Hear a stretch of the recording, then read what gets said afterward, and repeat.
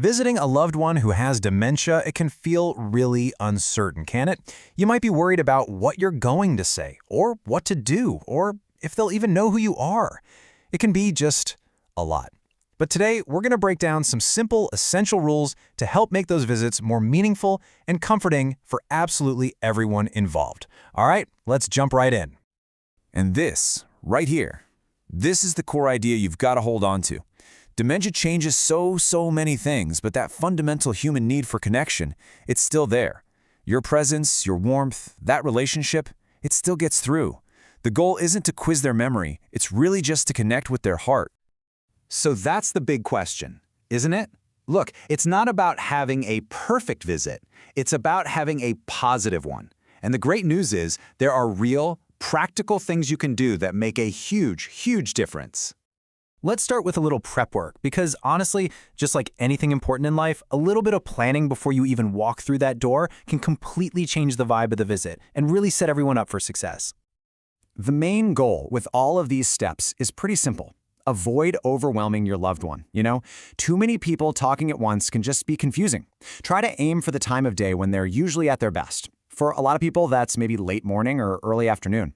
Turn off the TV, minimize those distractions, just create a nice calm space. And hey, if other friends or family are planning to visit, sharing these simple tips with them beforehand helps get everyone on the same page. It makes a world of difference. All right, now for the good stuff, the positive actions you can take during the visit itself. Think of these as your toolkit for creating those little moments of genuine connection that we're really aiming for. You'll probably notice that a lot of these tips are about nonverbal connection. A warm, friendly tone, and just getting down to their eye level, it builds instant trust. And please, don't feel like you have to fill every single second with chatter. Sometimes just sitting quietly together, holding a hand, is an incredibly powerful way to connect.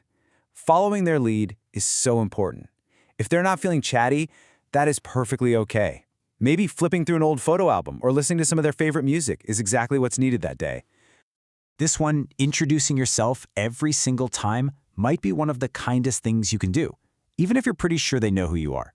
See, it's not about you. It's about gently reminding them of your connection without putting any pressure on their memory. It's just a simple act of kindness that totally removes any chance of confusion or embarrassment for them.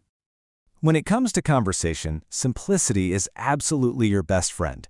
Slow down. Use short, simple sentences with just one idea at a time. So, for example, instead of saying, "It's sunny out today, so let's go sit in the garden for a while," try breaking it up. "What a beautiful day." Pause.